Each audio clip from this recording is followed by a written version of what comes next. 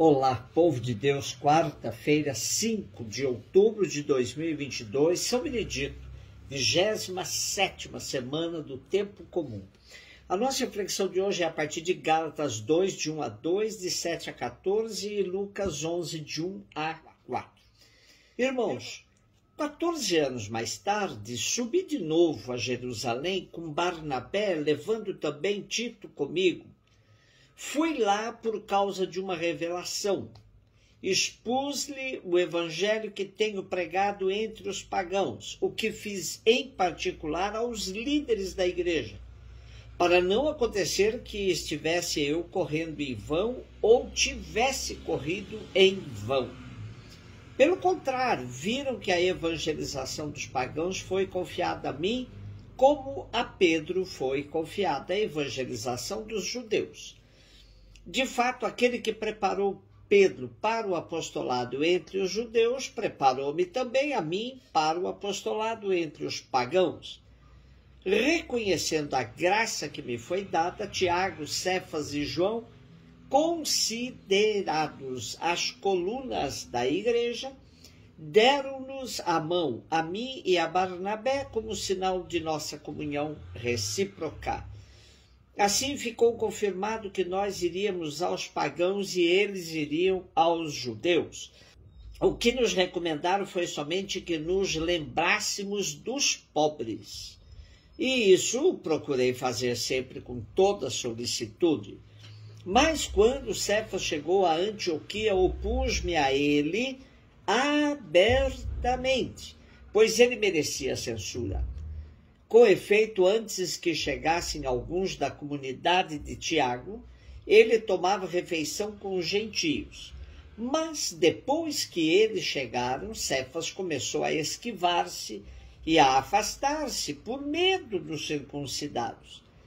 E os demais judeus acompanharam-no nessa dissimulação, a ponto de até Barnabé se deixar arrastar pela hipocrisia deles.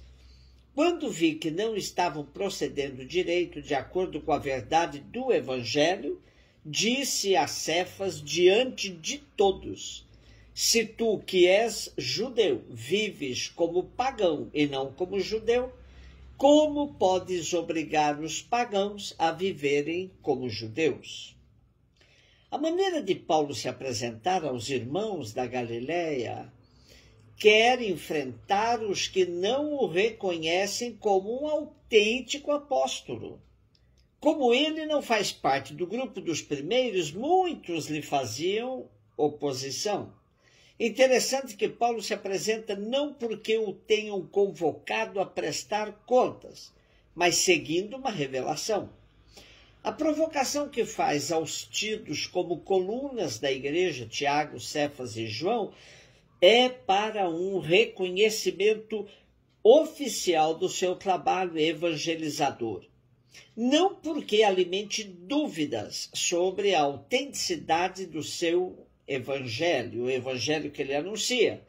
Essa confirmação é muito importante para que ele possa fazer frente àqueles que lhe fazem campanha contra no meio das comunidades. Também Paulo queria evitar a forte divisão que poderia acontecer na igreja da época. O núcleo da questão que move Paulo aparece no episódio com Cefas, Pedro.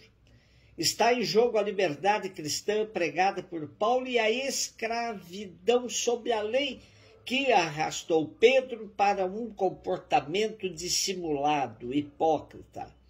Além do debate sobre a circuncisão, fundamental para os judeus, mas totalmente desconhecida pelos pagãos, havia outros pontos da lei que pautavam o relacionamento dos convertidos, tanto os que vinham do judaísmo como os que vinham do paganismo. Os gálatas convertidos à fé cristã eram de origem pagã e nunca haviam praticado a religião judaica. Paulo anunciara para eles que o evangelho é, antes de tudo, a própria pessoa de Jesus Cristo, que morreu e ressuscitou para nos libertar do pecado e nos trazer a salvação através da fé. Porém, passando tempo alguns na comunidade da Galácia, começaram a mudar o evangelho, tirando-lhe o foco da libertação, inclusive da lei, anunciado por Paulo.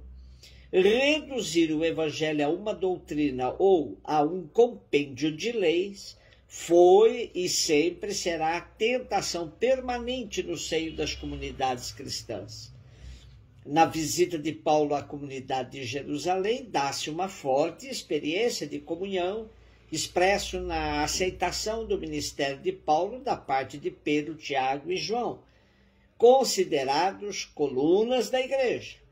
Chega-se a um acordo, as colunas evangelizariam os circuncisos, Paulo e os seus companheiros evangelizariam os pagãos. A única recomendação é dar atenção aos pobres, coisa que Paulo terá em grande conta. Mas a comunhão não impede Paulo de se opor a Pedro, que em Antioquia se deixou dominar pelos cristãos judaizantes, deixando de frequentar a mesa dos cristãos convertidos, por verificarmos aí então duas realidades. A primeira é que Paulo se sente livre para dizer claramente a verdade a Pedro, que titubeia na sua prática de crente. A segunda é que a mensagem de Cristo é uma mensagem de liberdade em relação a todo formalismo, exterioridade e hipocrisia. Lucas 11, de 1 a 4. Um dia Jesus estava rezando num certo lugar e quando terminou, um de seus discípulos pediu-lhe: Senhor, ensina-nos a rezar, como também João ensinou a seus discípulos. Jesus respondeu: Quando rezardes, dizei: Pai, santificado seja teu nome, venha teu reino. Dá-nos a cada dia o pão de que precisamos e perdoa-nos os nossos pecados, pois nós também perdoamos a todos os nossos devedores, e não nos deixes cair em tentação. Os mestres costumavam ensinar os discípulos a rezar, transmitindo o resumo da própria mensagem. O Pai Nosso traz o espírito e o conteúdo fundamental de toda a oração cristã. Essa oração se faz na intimidade com o Pai, apresentando-lhe os pedidos mais importantes: que o Pai seja reconhecido por todos, que sua justiça e amor se manifestem, que na vida de cada dia Ele nos dê vida plena, que Ele nos perdoe como nós repartimos o perdão e que Ele não nos deixe abandonar o caminho de Jesus. Com essa oração, Jesus introduz o ser humano a um novo tipo de relação com Deus, caracterizado pela confiança, semelhante à de um filho que se dirige ao Pai por quem se sente amado. Chamando Pai a Deus, assemelhamo-nos a Jesus, o Filho por excelência, e partilhamos a relação íntima que existe entre ele e o Pai. Por isso dizemos que somos filhos no Filho. Importante destacar ainda que tanto o Pai quanto o pão são nossos. Essa experiência de um novo relacionamento com Deus implica em nova relação com os irmãos. Daí que não é autêntico certo canto que fazem por aí dizendo meu pai, não, não foi isso que Jesus nos ensinou. Ele nos ensinou Pai Nosso, para que, ao fazermos essa oração, assumamos o compromisso de lutar por um mundo de irmãos. O pedido do pão de cada dia também se faz dizendo pão nosso, para que nunca nos fixemos no egoísmo de pensar somente no meu pão de cada dia e assumamos também o compromisso de lutar por uma sociedade da partilha. Enfim, só pode chamar a Deus de Pai quem na vida se esforça por viver como irmão e como irmã e é sensível à fome dos demais. É capaz de cultivar a prática do perdão e tem o foco da sua vida no fazer a vontade do Pai, na construção do reino.